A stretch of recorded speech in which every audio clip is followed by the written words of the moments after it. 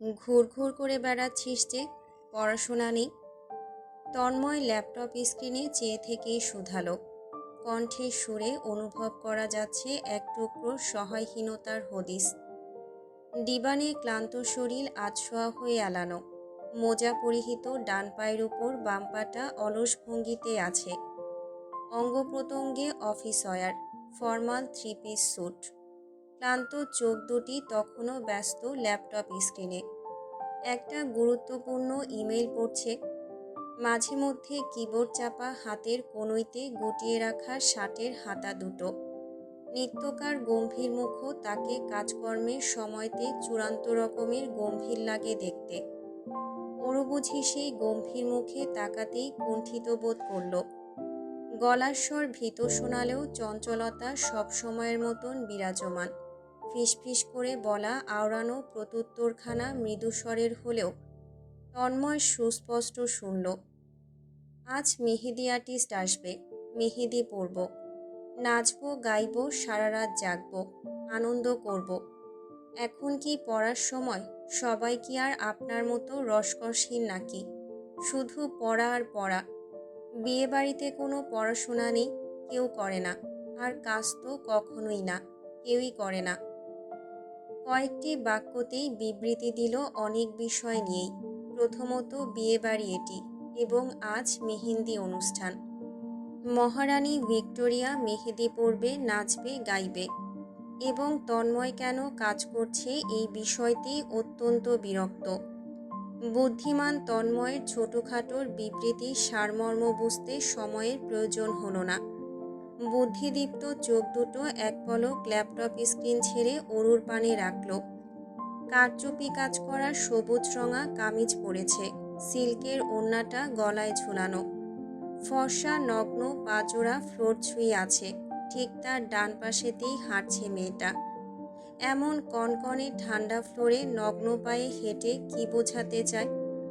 কিছুক্ষণ পূর্বের হাস্যোজ্জ্বল মুখখানা এখন ভোঁতা করে রেখেছে। তন্ময় ফের ল্যাপটপ স্ক্রিনে দৃষ্টি ফেলে অসহায় স্বরে বলে, ফাঁকিবাজ, পড়াশোনার কথা বললেই যত ছুতো। গায়ে জ্যাকেট নেই, পায়ে মোজা জুতো কিছু নেই। কেন? ওর মিনমিনে জবাব, আমার ইচ্ছে। এমনিতেও আপনি ব্যস্ত মানুষ, আমার জুতো ছাড়া পা দুটো দেখার সময় কই?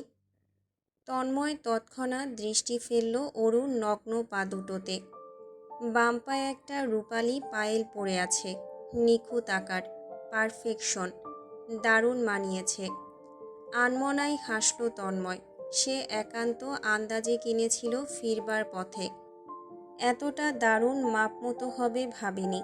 পাশে তাকিয়ে দেখল তার অফিস ব্যাগটা নেই। কখন নিয়েছে কে জানে? অরু আকুল কণ্ঠে প্রশ্ন ছুড়ল, এনেছেন অথচ দেননি কেন? এহেন প্রশ্নে তন্ময়ের অসহায়ত্ব যেন কয়েক গুণ বাড়ল। সময় দিয়েছিস? অরু ঘড়ির কাঁটা ধরে গুনে গুনে সময় বলল, আপনি এসেছেন 10 মিনিট 30 সেকেন্ড হয়েছে। তন্ময় দীর্ঘশ্বাস ফেলল। এই সময়ে কলিং বেল বাজল। অরু উতলা হয়ে ছুটতে চাইল দরজা খুলতে। তন্ময় বাদ সাধল সঙ্গে সঙ্গেই, জুতো পরে নে। অরু বাধ্য মেয়ের মতন জুতো পরল। তবে তার আগেই দীপ্ত সিঁড়ি ভেঙে ছুটে এসেছে দরজা খুলতে। ইতিমধ্যে সকলেই জানে এই সময় মেহেদি আর্টিস্টদের আসার কথা আছে। এসেছেও বোধহয়। তন্ময় কোট ল্যাপটপ হাতে উঠে দাঁড়ালো। সিঁড়ি দিয়ে উঠতে নিয়েই দেখল সাবিহা রুবিও নামছে ত্বরান্বিত গতিতে। ওরাও সবুজ রঙের আউটফিট পরেছে। ইতিমধ্যে ভেতরে প্রবেশ করেছে একজন মেহেন্দি আর্টিস্ট। তার সাথে দুজন অ্যাসিস্ট্যান্ট আর্টিস্টও এসেছে। মূলত মেহেন্দি অনুষ্ঠান হওয়ার কথা ছিল বাগিচায়, তবে আবহাওয়া অধিদপ্তর জানাচ্ছে বৃষ্টি হবে 7টার পরপর। সকালের দিকে অবশ্য 30% দেখিয়েছিল, তাই তন্ময় বিষয়টায় গুরুত্ব দেয়নি। 20-30%-এ বৃষ্টি তেমন একটা হয় না, অথচ বিকেলের দিকে আবহাওয়া দেখাচ্ছে বৃষ্টি হওয়ার সম্ভাবনা 95%। তাই শেষ মুহূর্তে লিভিং রুমের সোফা সেট সরিয়ে আয়োজন করা হয়েছে মেহেন্দি অনুষ্ঠান। তন্ময় ঘরে ফিরে ল্যাপটপ টেবিলে রাখল। কোট হ্যাঙ্গারে ঝুলিয়ে টাই খুলতে খুলতে বারান্দায় এলো। বাগিচার বাতিগুলো জ্বলছে। দেখা যাচ্ছে এক একটা ফুল গাছ। শীতল হাওয়ার স্পর্শে তারা দুলছে। অপেক্ষা করছে হয়তোবা বৃষ্টির। গুমোট আবহাওয়া প্রকৃতির বুকে। কালো মেঘের আকাশ নির্ঘুম। রাত জাগা চোখের মতন কালচে। হঠাৎ বজ্রপতনের তীব্র ধ্বনিতে মুখরিত হলো চতুর্দিক। তন্ময়ের হাতের উল্টো পিঠে এসে ঠেকল এক ফোঁটা বৃষ্টির জল। কনকনে ঠান্ডা সেই জলের ঘনিষ্ঠ স্পর্শ। তন্ময় দাঁড়িয়ে থাকলো অনেকটা সময়। ঝুম বৃষ্টি হতে সময় লাগলো না। এক মুহূর্তেই পরিপূর্ণতাকে ভিজিয়ে দিল। সেলফোন বেজে চলেছে ক্রমান্বয়ে। গোসল শেষ করে তন্ময় আলসেভাবেই বেরোলো বাথরুম ছেড়ে। সুগঠিত কোমরে সফেদ তোয়ালে পেঁচিয়ে বেরিয়েছে সে। হাতেও শীর্ণ সফেদ তোয়ালে। সেটি দিয়ে মাথা মুছে নিচ্ছে অগোছালো ভঙ্গিমায়। সেই মুহূর্তে বাজতে থাকা রিংটোন থেমে গেল। সেকেন্ড না গড়াতেই পুনরায় বেজে উঠল। এই যাত্রায় সাইড টেবিল থেকে ফোনটা হাতে তুলে নিল তন্ময়। স্ক্রিনে ভাসছে মাহিনের নাম। তন্ময়ের কল রিসিভ করে কানে তুলতে দেরি। মাহিনের চেঁচিয়ে উঠতে বিন্দুমাত্র দেরি হলো না। দোস্ত, রিয়ানের কিছু একটা কর, প্লিজ প্লিজ লাগে। বন্ধুর শোচনীয় কণ্ঠের বিপরীতে তন্ময় দুর্দান্ত নির্বিকার থাকল। স্পিকারে দিয়ে ফোনটা টেবিলে রাখল। কাবাট হাতড়াতেই সাবলীল গলায় শুধালো, কি হয়েছে? মাহিনের কণ্ঠ জুড়ে হতাশা। ও ছ্যাঁকা খেয়ে ব্যাকা হয়ে গেছে। হারপিক খেতে যাচ্ছিল। আমি কোনো রকমে বাঁচিয়েছি। ফোনের ওপাশ থেকে এবেলায় রিয়ানের অত্যন্ত বিরক্তে জর্জরিত কণ্ঠস্বর শোনা গেল। হাপিত্যেশ করে উঠল সে। তুই থামবি প্লিজ? আমি কি মিথ্যে বলছি? তুই নিজের মুখে বল। মাহিনের দৃঢ়তম স্বরের প্রত্যুত্তর। নিজের মুখে নিজের বালের কথা বলবো? শালা তুই চুপ থাক, আমার অভিশাপ নিস না। রিয়ান অতিষ্ঠ গলায় বলতেই মাহিন পাল্টা প্রত্যুত্তর ছুড়ল, তোর অভিশাপে আমার কি বাল হয় দেখতে চাই। তোর বুকের মধ্যে পাটা থাকলে মার অভিশাপ। বাম হাত ঢোকালো ইব্রাহিম। বুকের পাটা থেকে থাকলে মার অভিশাপ। আমরা আছি সাক্ষী হিসেবে। তন্ময় যেন ওদের ঝগড়াটে আলাপ শুনেও শুনছে না।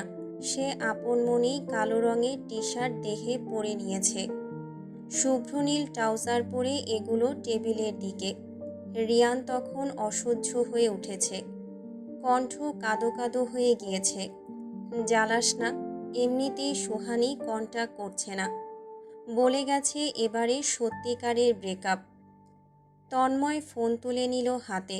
স্পিকার সরিয়ে কানে চেপে বলল, এমন সত্যিকারের ব্রেকআপ মাসে 4টা হয় তোদের, এবার না হয় 5টা হলো। কাঁথা মুড়ি দিয়ে ঘুমা। মাহিনের উচ্চকণ্ঠের হাসি শোনা গেল। সৈয়দও যেন এই মুহূর্তে না হেসে পারল না। তাদের চাপা হাসির গুঞ্জনে রিয়ান ত্যক্ত বিরক্ত। সবগুলো বদমাইশ নিশ্চয়ই মাহিনের বাসায়। সৈয়দ আওয়াজ তুলল এই যাত্রায়, এই তন্ময়, তুই আয় না, বাসায় কি করিস? তন্ময়ের জবাব দেবার প্রয়োজন পড়ল না। ইব্রাহিম উদাস গলায় বলে বসল, আজ সাবিহার ঘরোয়া মেহেদি অনুষ্ঠান। মেয়ে মানুষ সব মেহেদি পড়ছে। ও আর বেরোতে পারবে নাকি? ওর বাচ্চা বউ 2 হাতে মেহেদি পরে এসেই ওকে খুঁজবে। যা দোস্ত, তুই বউ সামাল দে। মাহিন অসন্তুষ্ট গলায় ফোড়ন কাটল। তুই এত ভালোভাবে জানিস কিভাবে? সৈয়দ দানবীয় ভঙ্গিতে হাসল। তন্ময়কে জিজ্ঞাসা কর। কথাটুকু বলেই কল কেটে দিয়েছে ত্বরান্বিত। তন্ময়কে জিজ্ঞাসাবাদ করার সুযোগটুকু পর্যন্ত দেয়নি। তন্ময় হেসে ফেলল নিঃশব্দে। ইব্রাহিম ভুল বলেনি কিন্তু। ওরও 1 ঘন্টার মধ্যে নিশ্চিত হাজির হবে মেহেদি পরে। অবশ্য সে অপেক্ষাতেও আছে। বারান্দার 4 হাত দূরেই বুকশেলফ। বুকশেলফের সামনে ইজি চেয়ার আর টেবিল রাখা। অফিসের কাজগুলো প্রায় সময় এখানেই সেরে নেয় তন্ময়। আজও ব্যতিক্রম নয়। দেয়াল ঘড়ির কাঁটা ঘুরছে 7:50-এ। 8টা বাজতে চলল বলে। কফির মগ থেকে ধোঁয়া উঠছে। কফিটা মিনিট খানেক পূর্বেই দিয়ে গিয়েছে দীপ্ত। ডান হাতের পাশেই ফ্যাশন ম্যাগাজিন রাখা। ম্যাগাজিনটা অরুর পছন্দের। প্রায়ই বসে বসে দেখবে। আজ সকালেও বড় বড় চোখে মডেলিং করা ছেলেগুলোকে দেখছিল। এত দেখার কি আছে? তন্ময় মুহূর্তেই ম্যাগাজিনটা ড্রয়ারে লক করে ফেলল। থাকবেও না, দেখতেও পাবে না। বারান্দা থেকে ভেসে আসছে অঝোর ধারাময় বৃষ্টির রিমঝিম ধ্বনি। অনেকক্ষণ ধরেই বিরতিহীন বৃষ্টি ঝরছে। সারা রাত বৃষ্টি হওয়ার সম্ভাবনা আছে। এ সময়ে অরু বেহিসাবি পদচারণে ঘরে ঢুকল। কিচেন অ্যাপ্রন পরিহিত, তার ডান হাতে কাচের প্লেট। প্লেটখানা তন্ময়ের সম্মুখে রেখে গর্বিত কণ্ঠে বলল, তন্ময় ভাই, টেস্ট করে দেখুন তো কেমন হয়েছে। তন্ময় আশ্চর্য চোখে অরুর মেহেদিবিহীন হাত দুটো দেখল। এক পলক দেখল প্লেটের নতুন রেসিপি ফলো করে বানানো পাস্তার ডিশ। হতবাক কণ্ঠে প্রশ্ন বেরোলো তার মুখ দিয়ে, মেহেদি পড়িসনি যে? অরু টেবিলে হেলান দিয়ে তরতর করে বলে গেল, সাবিহা আপুকে দুজন আর্টিস্ট মেহেদি পরিয়ে দিচ্ছেন, অন্যজন রুবি আপুকে। আমি সেই সুযোগে এই রেসিপিটা করেছি বড় মার সাহায্যে। খেয়ে দেখুন কেমন হয়েছে। অগত্যা তন্ময় কাঁটা চামচ তুলে নিল অরুর প্রত্যাশিত জলজলে চোখের সামনে। অরু তৎক্ষণাৎ মাথাটা আরও নুইয়ে আনল। তন্ময়ের মুখের এক একটা ভাবভঙ্গি পড়তে ব্যাকুল। তন্ময় অল্প একটু প্রথমে মুখে নেয়। অরুকে বিশ্বাস নেই। দেখা গেল খাবার লবণাক্ত। পূর্বেও অতিরিক্ত লবণ দিয়ে খাবার নষ্ট করার ওর ভালো রকমের রেকর্ড আছে। নির্বিকার মুখে খেয়েই সন্তুষ্ট হলো তন্ময়। ভালোই হয়েছে, তাই তরিত জানালো, ভালো হয়েছে। ওরও হতাশ হয়, ম্লান গলায় শুধায়, শুধু ভালো? তন্ময় ভেবেচিন্তে ফের বলে, খুব ভালো হয়েছে খেতে। এবারে ওরু খানিক সন্তুষ্ট হয়। গদগদ গলায় জানায়, তাই না, চাচ্চু খেয়ে বলেছেন আমার রান্নার কাছে বড় বড় রেস্টুরেন্ট ফেল। তন্ময় আরেক চামচ মুখে নিয়ে খাচ্ছিল।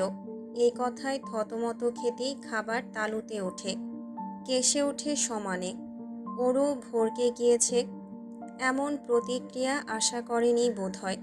আতঙ্কিত সে দ্রুত পানির গ্লাস এনে ধরেছে। তন্ময় ইতোমধ্যে শান্ত হয়েছে। পানির গ্লাস হাতে নিয়েছে, তবে পান করেনি। কিছুই হয়নি এমন ভঙ্গিতে চোখ খুলে নির্বিকারভাবে বলল, ঠিকই বলেছে বাবা। ওরও কিছুটা সংকোচ বোধ করল বুঝি। হাপিত্যেশ করল বেশ। হাঁসফাঁস করে আলগোছে বেরিয়ে গেল। তন্ময় কপালে আঙুল ঘেঁষে হেসে উঠল। ওরুর ভ্যাবাচাকা খাওয়া মুখখানা চোখের সামনে ভাসতেই তার ঠোঁটের কোণ প্রসারিত হচ্ছে। এই বুক বাঁধা আনন্দের জোয়ার, প্রাণোচ্ছল হাসি, সবই তো এই একটা পাগলকে ঘিরে। না হয় এভাবে তন্ময়কে হাসাতে পারে? কেই বা তাকে এত নিয়মে মিষ্টিময় বিরক্ত করে? 8টার পর বৃষ্টি থেমেছিল। রাত 10টার পর ফের নামে ঝুম বৃষ্টি। এখনও নেমে চলেছে অনবরত। তন্ময় ঘড়ি দেখে উঠে দাঁড়ালো চেয়ার ছেড়ে। ল্যাপটপ বন্ধ করল। ফোনটা তুলে নিল হাতে। অরুর মেহেদি দেওয়া কি হয়নি এখনো? মেয়েটা সেজে গেল আর এলো না কেন? 11টা প্রায় বাজতে চলেছে যে। তন্ময় টনটন করা কপালে আঙুল ঘষে রুম ছেড়ে বেরোল। করিডোরের রেলিং ছুঁয়ে নিচে তাকালো। লিভিং রুমে সবাই দিব্যি উল্লাসে মত্ত। অরুকে দেখা গেল পূর্ব দিকে। 2 হাতে মেহেদি দিয়ে বসে আছে। গানের সঙ্গে সুর মিলিয়ে গান গাইছে, হাসছে। এমনকি হাসতে হাসতে সাবিহার গায়ের উপর পড়ে যাচ্ছে। তন্ময় সেই দৃশ্যের কিছু ছবি তুলে ফেলল।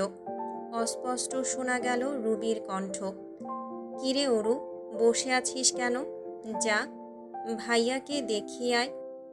আনোয়ার সাহেব টেলিভিশনে সংবাদ দেখছিলেন। তিনিও সুরে সুর মেলালেন, যাও মামনি। ভাই। এখানে এসেই ভদ্রলোক থেমে গেলেন। সব সময়ের মতন বলতে নিচ্ছিলেন, ভাইয়াকে দেখে এসো। তবে এখন তো ভাইয়ার ভাইয়া নেই, হয়ে গিয়েছে ছাইয়া। তিনি গলা পরিষ্কার করে ফের বললেন, তন্ময়কে দেখে এসো যাও। মোস্তফা সাহেবের তীব্র দ্বিমত, দেখানোর কি আছে এখানে? ওহি সাহেবের সন্দিহান জিজ্ঞাসা, দেখালে কি হবে ভাইয়া? ছোট ভাইয়ের এরূপ জিজ্ঞাসায় অসন্তুষ্ট হলেন মোস্তফা সাহেব। জবেদা বেগম বেশ উৎফুল্লতার সঙ্গেই বলেন, কি আছে কি হবে এসব বাদ, ওরু দ্রুত যা। জয়তুন বেগমও মেয়ের তালে তাল মেলালেন, আমার নাতিডারে দেখাইয়া আসো, হ্যাঁ বহুত পছন্দ করব, যাও যাও। ওরও বুজুর্গদের আদরে আহ্লাদের সম্মুখে বাধ্য মেয়ের মতন উঠে দাঁড়ায়। তন্ময় মিচকে দুষ্টুর ন্যায় নিজের রুমে ফিরে আসে সন্তর্পণে। যেন এসব আনন্দের সহিত উপভোগ করা পুরুষটি সে নয়। খুব আরাম করে ফের বসে চেয়ারে। একটা ফাইল সাবলীলভাবে মেলে ধরে চোখের সামনে। ওরও আসে অনেকটা সময় নিয়ে। দুয়ার পানে কিছুক্ষণ দাঁড়িয়ে থাকে। তন্ময়ের অ্যাটেনশন না পেয়ে ঘরে ঢোকে। টেবিলের কাছাকাছি পৌঁছে গলা খাকারি দিয়ে কাশে। জানাশোনা ভঙ্গিতে হাত দুটো দেখানোর পায়তারা করে যাচ্ছে। তন্ময় এবারে ফাইল রেখে চোখ তুলে চায়। ওরও মুহূর্তেই হাত দুটো মেলে দেয়।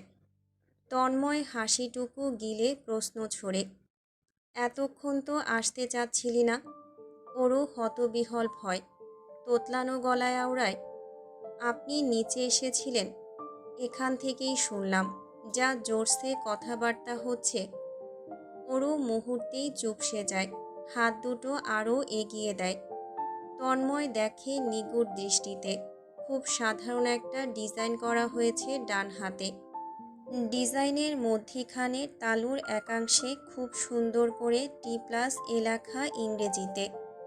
বাম হাতের ডিজাইনের মধ্যে ছোট করে ইংরেজিতে শুধু তন্ময় লেখা। তন্ময় সেই নামখানা অনেকটা সময় দেখল। বুকের কোথায় যেন সুরসুরি অনুভূতির সংমিশ্রণ অনুভব হলো। সেই অনুভূতির স্রোতে গা ভাসাতে মন মরিয়া। তন্ময় উঠে দাঁড়িয়ে নাম দুটো দেখিনি এমন হাবভাবে বলে, সুন্দর হয়েছে। ওরও পুনরায় হাত দুটো মেলে ধরে তন্ময়ের দু চোখের সামনে। আর কিছু দেখছেন না? মধ্যের ডিজাইনটা দেখুন, কি চমৎকার, তাই না? তন্ময় উদাসীন যেন। চমৎকার, সুন্দর ডিজাইন। ভালোভাবে দেখুন না, এই যে ডিজাইনের মধ্যে দেখুন, ছোট করে আরও ডিজাইন করা, দেখুন। ওরুর কণ্ঠে আকাশসম আকুলতা, দৃষ্টি জুড়ে চূড়ান্ত আকাঙ্ক্ষা। তন্ময় আর নির্বিকার রইতে পারে না, স্মিত হেসে ফেলে। ওর মেহেদি শুকিয়ে আসা হাতটা সে আলতোভাবে ধরে, চোখের সামনে তুলে বুড়ো আঙুল দিয়ে ছুঁয়ে দেয় তাদের একত্রিত নাম অক্ষরের উপর। ওরও চটে যায় মুহূর্তেই। দেখেও না দেখার ভান করছিলেন বলেই হাতটা ছাড়ানোর তীব্র প্রচেষ্টা। তন্ময় চটজলদি ওর অভিমানী দুই হাত নিজের পুরুষালী হাতে গুছিয়ে নেয়। ওরও বাঁকা চোখেতে চেয়ে আদেশ ছড়ে, আপনার হাতেও লিখতে হবে আমার নাম, আসুন আমি লিখে দিই। ওরও টেবিল থেকে বল পেন আনল। তন্ময়কে বসিয়ে সেও পাশে বসল। বেশ মনোযোগ দিয়ে তন্ময়ের রুক্ষ ডান হাতের তালুতে নিজের নামটা লিখে ফেলল। একটা ছোট লাব আঁকতেও ভুলল না। বারান্দা থেকে তখন ভেসে আসছে বৃষ্টির ধ্বনি, ঠান্ডার শীতল হাওয়ারা, একগুচ্ছ ফুলেদের ঘ্রাণ। তন্ময়ের পুরুষালী তালুতে শাহজাহান আরাবি নামটুকু বেশ সময় নিয়ে লিখল অরু। লেখা শেষে গদগদে কণ্ঠে শুধালো, কেমন? তন্ময় এক ঝলক চাইল আচ্ছা রকমের ল্যাদাভেদা লেখাটুকুর দিকে। তার ভেতরে শিক্ষক সম্প্রদায়ী মনোভাব বলছে, এক্ষুনি অরুর এই বাজে হ্যান্ডরাইটিংয়ের জন্য কঠিনভাবে কটাক্ষ করতে, অন্যদিকে প্রেমিক রূপে স্বামী সত্তা চাচ্ছে আকাশসম প্রশ্রয় আহ্লাদ দিতে। খারাপ হোক বা ভালো, মানুষটা তো একান্তই তার। আর হাতের লেখা খারাপ হলেই বা কি, এতে আহামরি কোনো প্রয়োজনীয়তা তো নেই। ভেতরে শিক্ষক সত্তাকে বুঝিয়ে সুঝিয়ে তন্ময় নিজেকে সামলে নিল চটজলদি।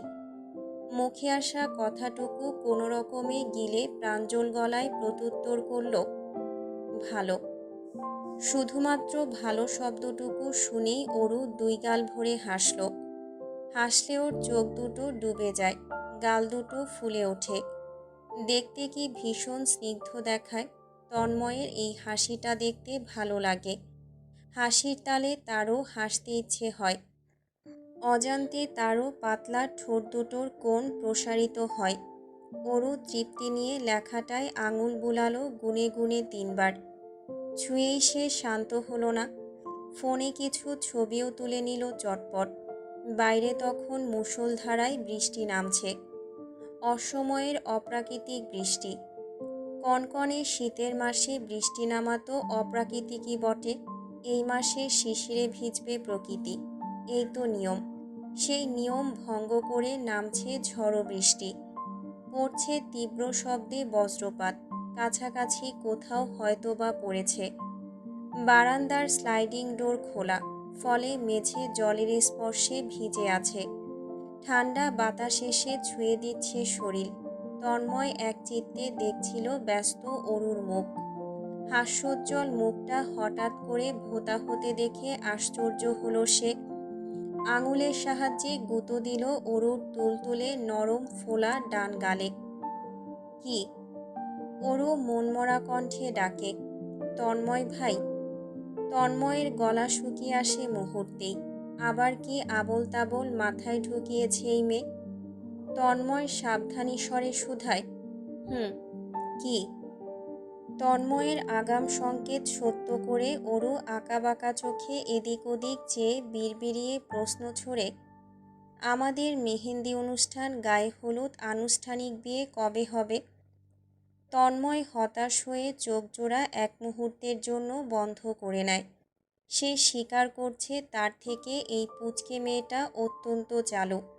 চালু ওর সব চিন্তাভাবনা, স্বপ্নগুলো। সাথে ওর হঠাৎ হঠাৎ সমস্ত ইচ্ছেগুলো বলে দেবার ব্যাপারটাও উপভোগ করে সে। দীর্ঘশ্বাস ফেলে তন্ময় তাকায় অরুর সরল মুখ পানে। ডান হাতে আলতোভাবে চেপে ধরে ওর চোয়াল। মুখটা উঁচিয়ে ধরে। গভীর দৃষ্টিতে চেয়ে বলে, বিয়ে তো হয়েছে। অরু উত্তেজিত হয়ে পড়ে। এভাবে নয়, সবাইকে নিয়ে, সাবিহা আপুর মতন অনুষ্ঠান করে। আমার তো আপনাকে বরের বেশভূষায় দেখার খুব ইচ্ছে, সত্যি। কতটা অবলীলায় বলে ফেলল নিজের মনের কথাগুলো। অথচ সেই কথাগুলো কতটা প্রভাব ফেলছে তন্ময়ের ভেতরে। বুঝতে পারি অবুঝ মেয়েটা কিভাবে তার হৃদয়ে উথাল পাথাল ঢেউ বয়ে যায় জানে সে। অরু জবাব না পেয়ে ফের ডেকে ওঠে, তন্ময় ভাই। তন্ময় তৎক্ষণাৎ অরুকে বুকে জাপটে ধরল। ওর মাথাটা নিজের অশান্ত বুকে জড়িয়ে আওড়ালো। আচ্ছা। অরু তন্ময়ের উষ্ণ বুকে নাক ঘষে উৎসুক স্বরে জানালো, আমি আজ এখানেই শোব।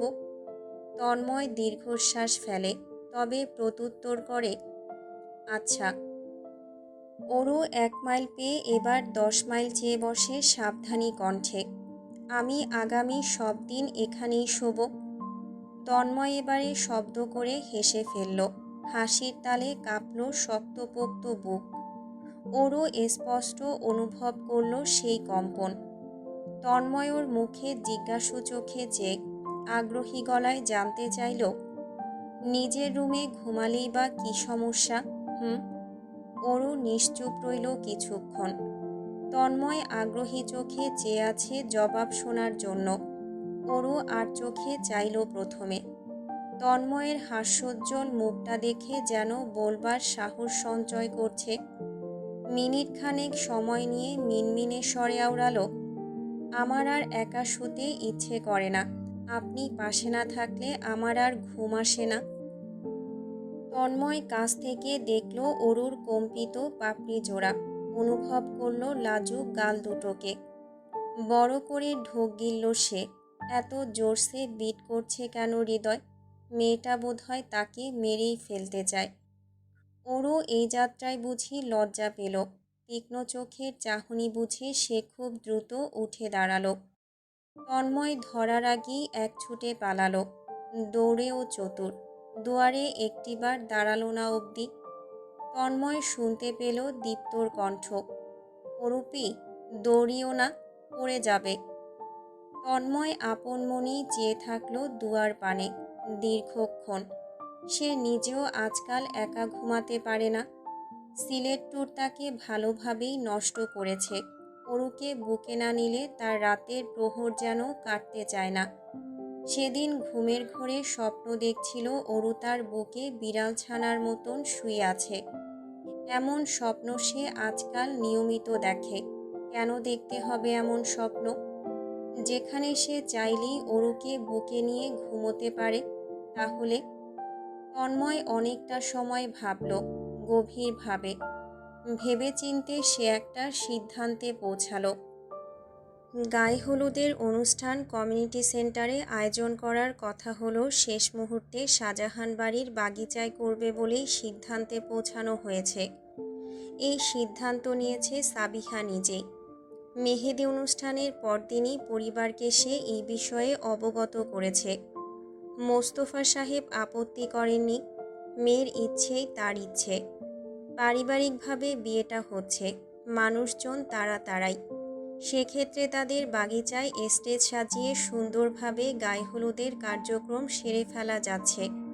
তবে সাবিহা ঠিক কী কারণে এই সিদ্ধান্তে এসেছে তন্ময় না জানলেও অরু ঠিকই জানে। অরুর জানা মানে এক সময় এসে তন্ময়েরও জানা। যেমন আজ বিকেলবেলাতেই চুপিসারে মৌমাছির মতন তার চতুর্দিকে ঘুরে ফিরে কানের কাছে বলে গিয়েছে, অয়ন ভাইয়া চাচ্ছেন সাবিহা আপুকে নিজ হাতে হলুদ লাগাতে। কমিউনিটি সেন্টারে গায়ে হলুদ হলে তো ভাইয়া হলুদ লাগাতে পারবেন না, নাইবা পারবেন আপুকে দেখতে।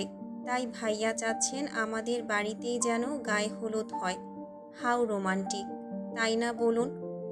তন্ময় বাঁকা চোখে চেয়ে ডান ভ্রু তুলল। আশ্চর্য, এখানে রোমান্টিকের কি আছে? আর তন্ময় কি কম রোমান্টিক নাকি? কম? তন্ময় নিজেকে নিয়ে এক মুহূর্তের জন্য সন্দেহের বেড়াজালে আবদ্ধ হলো। দেখল নিপুণ চোখে অরুর উজ্জ্বল তারাময় চোখ দুটো। এত খুশি হবার কি আছে? প্রয়োজনে তাদের গায়ে হলুদে তন্ময়ও বলবে এমন কথা, না হয় এর থেকেও রোমান্টিক কিছু বলবে। এতে এতটা আশ্চর্যের কি আছে? অদ্ভুত।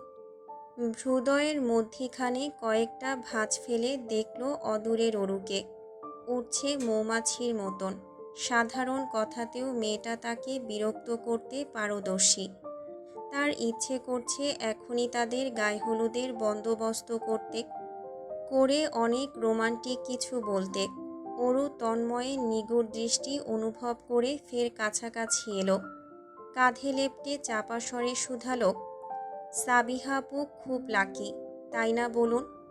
ওর তাই না শুনে তন্ময় উত্তেজিত হয়ে পড়েছে। এবেলায় অদ্ভুত গলায় পাল্টা শুধিয়ে বসল, আর তুই? ওরও আশ্চর্য হলো বোধহয়। প্রশ্নবোধক পিটপিট চোখে চেয়ে থাকলো কিছুক্ষণ, যেন প্রশ্নটির অর্থ বুঝে নিচ্ছে। কি জানি কি বুঝলো মেয়েটা। অবুঝ গলায় সরল হেসে বলল, আমি তো সব সময়ই লাকি। গতকাল সোফায় 500 টাকার নোট পেলাম। উদাস হয়ে তন্ময় হাতের ইশারায় তাড়িয়ে দেবার ভনিতা করে বলল, যা, গিয়ে সাজগোজ কর। পার্লার থেকে লোকজন আসেনি এখনো। কেন আসেনি? সন্ধ্যা হয়ে যাচ্ছে তো। একটা কল দিন তো। ও আচ্ছা, আপনার কাছে তো নাম্বার নেই, আমিই দিচ্ছি।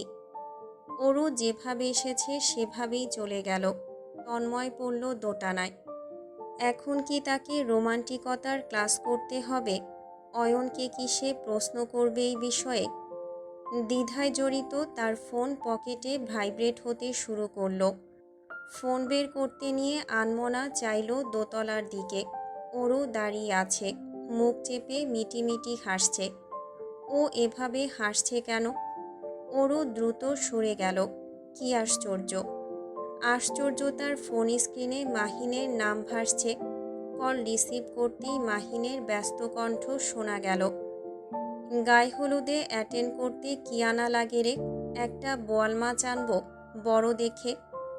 তন্ময় হতাশ কণ্ঠে জবাবে বলল, তোদের থেকে বড় বোয়াল মাছ পৃথিবীতে আর নেই, তাই তোরা এলেই হবে। কল কাটতে নিয়েও শুনল বন্ধুদের ঘর কাঁপানো অট্টহাসির ধ্বনি। পূর্ব দিকের লাইটিংয়ে সমস্যা দেখা দিয়েছে। এক সারির লাইট জ্বলছে না। তন্ময় ফোন পকেটে চালান করে দিয়ে সেদিকে হাঁটা ধরল। শীতের মধ্যেও তার গরম লাগছে, কপাল বেয়ে ঘাম ঝরছে। কাজকর্ম শেষ করতে না করতেই বেলা শেষ। সূর্য ডুবেছে অনেক আগে। শীতের বেলা যেন দেখতে দেখতে ফুরিয়ে আসে। 6টা 2 ঘড়ির কাঁটা ঘুরছে। বাগানের লাইটিংয়ের সুইচ অন করতেই ঝলমল করে উঠল শাহজাহান বাড়িটা। কয়েক ধাঁচের রঙের লাইটিং ব্যবহার করা হয়েছে। ফুল দিয়ে রাস্তা করা হয়েছে দুয়ার ধরে স্টেজ পর্যন্ত। ইতিমধ্যে চলে এসেছে ফটোগ্রাফার। মোস্তফা সাহেব সহ আনোয়ার সাহেব ঘুরে ঘুরে সবটা দেখছেন। ওদিকে রান্নাবান্নার আয়োজন চলছে ভেতরে রান্নাঘরে। এতজনের রান্না সেই দুপুর থেকে শুরু করেছেন 3 গিন্নি। তন্ময় একটা কফি পাঠাতে বলে সিঁড়ি ধরল। তার দ্রুত গোসল নেওয়ার প্রয়োজন, তৈরি হতে হবে। তার বন্ধু বান্ধব চলে আসবে শীঘ্রই। তন্ময়ের বন্ধু বান্ধবদের আগমন ঘটল 7টা 45-এ। হলুদ পাঞ্জাবি সাদা পায়জামা পরে এসেছে। সুহানি পরেছে সিল্কের হলুদ শাড়ি। তাদের আপ্যায়ন করতে মোস্তফা সাহেব কোথা থেকে যেন হঠাৎ করে হাজির হলেন। ছেলের বন্ধুদের প্রতি তার আহ্লাদ একটু বেশি। মাহিন 4টা বড় বোয়াল মাছ ধরিয়ে দিল মোস্তফা সাহেবের হাতে। চোখ খুলে মিথ্যে বানোয়াট একটা বাক্য ঝেড়ে ফেলল। তন্ময় জানালো, আপনার বড় বোয়াল মাছ অত্যন্ত পছন্দের, তাই নিয়ে এলাম। আশ্চর্যজনকভাবে মিথ্যেটা সত্যে রূপান্তরিত হয়ে গিয়েছে। মোস্তফা সাহেবের আসলেই বোয়াল মাছ পছন্দের মাছ। তিনি জলজলে চোখে ছেলের দিকে চাইলেন। তন্ময় নিজেও আশ্চর্য। অন্যদিকে মাহিন ব্যাপারটা বুঝতে পেরেই তার মুখটা দৃশ্যমান রূপে কালো হয়ে এলো। ইসিরে, এমনভাবে ভালো একটা কাজ করে ফেলল, তন্ময়ের উপকার করল। ছি ছি। মোস্তফা সাহেব যেতেই রিয়ান শব্দ করে হেসে ফেলল। সৈয়দের চোখে জল জমেছে হাসতে হাসতে। তন্ময়ও ঠোঁট টিপে বলল, ধন্যবাদ। মাহিন ফ্যাকাশে মুখে আওড়ালো, ইটস নাথিং। এই কথাতে যেন হাসির শব্দ বাড়ল বলে মাহিন বিরক্ত হলো। উফ, থামবি তোরা? সুহানি তন্ময়কে তাড়া দিয়ে শুধালো, অরু কোথায়? পার্লারের লোক এসেছে, কোন রুমে সাজছে, আমি হালকা টাচ আপ করব।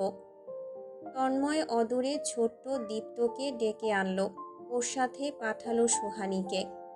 পূর্ব দিকে চেয়ার বসানো হয়েছে, সেদিকে এগুলো বন্ধুদের নিয়ে। আকাশ এসে পরিচিত হয়ে গিয়েছে এক মুহূর্তের জন্য। তারও বন্ধু বান্ধব এসেছে 4 জন। সাবিহার মেয়ে ফ্রেন্ড এসেছে কিছু, তারাও ভেতরে চলে গিয়েছে পূর্বেই। কোণে এলেই মূলত হলুদের আয়োজন শুরু হবে। তন্ময় হাত ঘড়ির পানে তাকালো। রাত 8টা বাজতে চলেছে, এখনো তৈরি হচ্ছে। অরুকে দেখা গেল ডালা হাতে বেরোতে। খুব উৎসুকর হাবভাব, হাসি খুশি মুখ। এদিক ওদিক প্রজাপতির ন্যায় ছুটছে। জামদানি শাড়ি পরেছে, নিশ্চয়ই উঁচু জুতো পরেছে সঙ্গে। উঁচু হিলস পরলেই এভাবে হেলে দুলে হাঁটে। চুলে বিনুনি গেঁথেছে, মোটা বিনুনি কোমরে ঝুলছে। সামনের 2 পাশে কিছুটা চুল বের করা, দেখতে সুন্দর লাগছে। বাগানে এসেই আর চোখে কয়েকবার তার দিকেই চেয়েছে। ওই চোখ দুটো হাসছে। হাসছে ওর রক্তজবা ঠোঁট। তন্ময়ের বুকের ভেতরটা হাহাকার করে উঠল। সে যদি অরুর মতন অকপটে নিজের মনের কথাগুলো প্রকাশ করতে পারত, তাহলে এইক্ষণে বলতো, এই যে এমনভাবে আর চোখে চাস, আমার এত ভালো লাগে কেন? এত সুন্দরভাবে হাসবি কেন? এত সুন্দর তোকে দেখতে লাগবে কেন? আমার বুক কাঁপে। তোর চুলের বিনুনি এত মোটা হয় কেন? হাঁটার তালে যখন দোলে আমার ভালো লাগে দেখতে। তোর ভ্রুজোড়া এত সুন্দর কেন? ঠোঁটের আকৃতি এতটা চমৎকার দেখতে কেন? আমার যে চুমু খেতে ইচ্ছে হয়। এই যে সামনে কিছু চুল দুলছে, কেন দুলবে? আমার তো হাত বাড়িয়ে কানে গুজে দিতে ইচ্ছে হয়।